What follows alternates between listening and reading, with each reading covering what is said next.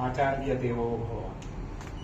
So we are blessed to be teachers.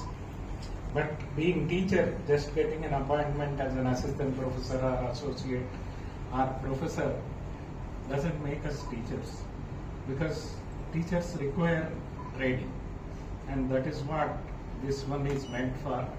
And the importance of this course is in our international meetings also, they are now dedicating at least a half day for the soft skills for teaching. So it's very, very important. I mean, even teaching requires a kind of a training. Then, one of the important aspects in the medical education we see nowadays is that the basic pre-medical education, when they come from Chaitanya, Narayana and all, they mug up. So, to get good grades, they get trained and they write exams, and they find it very difficult when they come to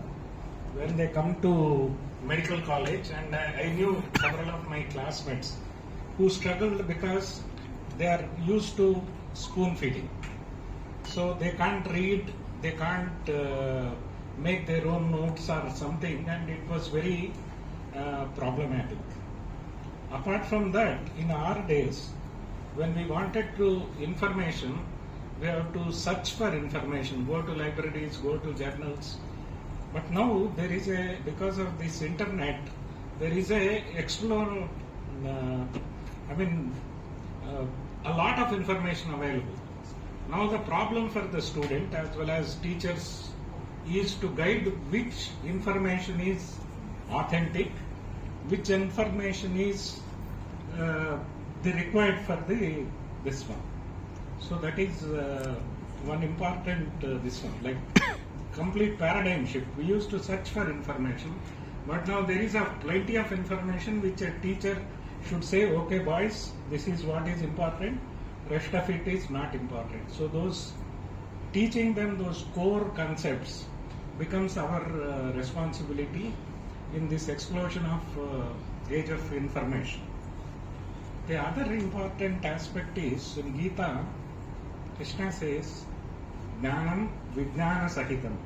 He uses two terms which are very close. Jnanam is knowledge, and Vijnanam he uses for experience. So it is more relevant in medical field, because by learning just theory, you don't go anywhere. It has to be combined with experience. Sarvepalli Radhakrishnan, one of our greatest teachers of the country, on whose birthday we celebrate Teachers' Day, says that books can give information.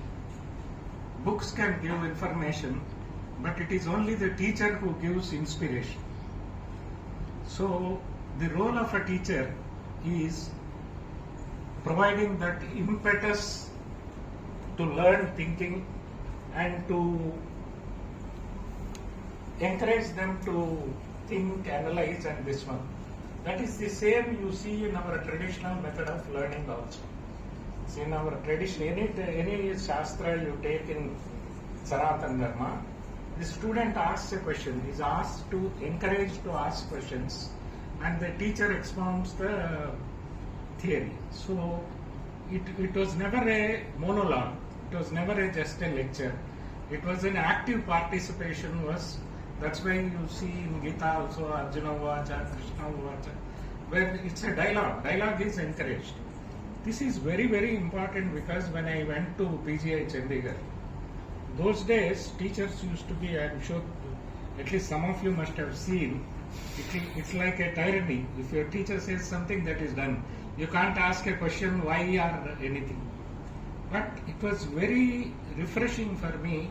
We used to have Professor S.K. Khanna as our teacher, HOD General Surgery.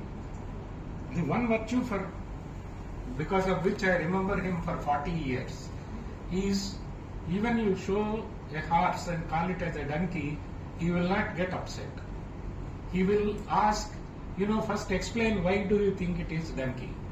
Then prove to us that it is not donkey but horse. That freedom, that you can think, that kind of a freedom, unless it is there. That's why in one of the observational studies, people have said there are a lot of Indian students in the Massachusetts Institute of Technology and all.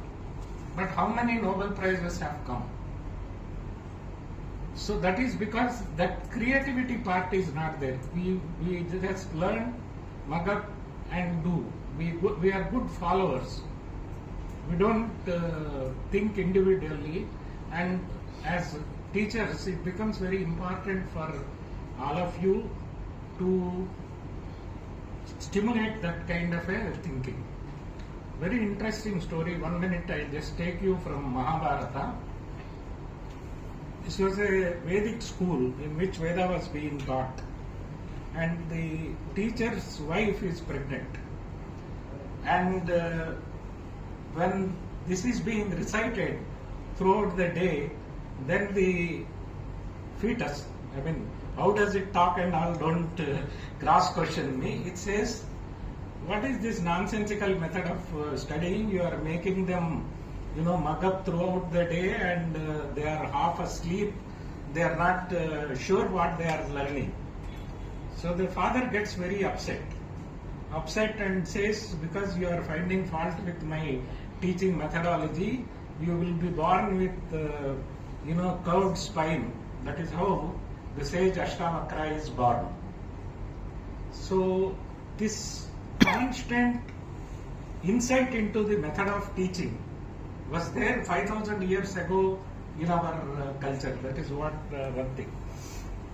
Then another, just one important message I tell you, and then complete my address. In Taittiriya Upanishad, there is this convocationary speech. Beautiful convocation speech is there, which is very standard. I was told in BHU, even today they repeat it. I won't bore you with all that, but I want to tell you just with one particular thing. We as teachers are also human beings. We have our strengths, we have our weaknesses. So the teacher in Taittiriya Upanishad urges the students, Yani anavadyani karmani tani sevitavyani no itarani. I am a human being, I have some weaknesses. So take only the strengths in my personality and teaching. Don't take the weaknesses. That's a great virtue. We should not forget that we are complete human beings, or the perfect human beings, or something. So that as long as we keep that we are normal mortals with the common weaknesses of blood and flesh and not of some top this one, then when you have that attitude, you treat them like your own children, the kind of learning problems we face at their stage, and befriend them and teach them. And the same Upanishad says, these are your, like you have children, sons and daughters, these are supposed to be your academic children. That is the place given to students in our culture. Acharya Purva Rupam Ante Vasyuttara Rupam Vidya Sandhihi Pravachanagam Sandhanam. The teacher, by teaching, becomes the student. That is the noblest thought. So, what are the values you stand for? What are the values you transmit to students? That is what they become your academic children. So, one of the reasons why we see a lot of this one difference than what we had at our time and now is no teacher owns the student and no student owns the teacher. My teacher, Dr. Venugopal, now 80 plus, still rings me once in a week to find out how I am doing and keeps saying do this, don't do this. I mean, that kind of a continuity, emotional. You own the student, and the student also. See, I am very proud to say I am a student of Dr. Venugopal. Dr. Venugopal is very proud to say that R.V. Kumar is my student. So that kind of a relation you should build up. It should not be just blurting some lecture in front of them. You mold their character, because I warn you, tomorrow, when you get to my age or a little older, it is this generation who are going to treat us, not somebody from America or this one. So unless we make them good doctors now, so in our own interest, a very selfish interest, we should train them well. With those few tips, I wish the workshop a grand success, and I am sure you will all enjoy, take home some good message and put it into practice. I wish you a very good teaching experience. Thank you all.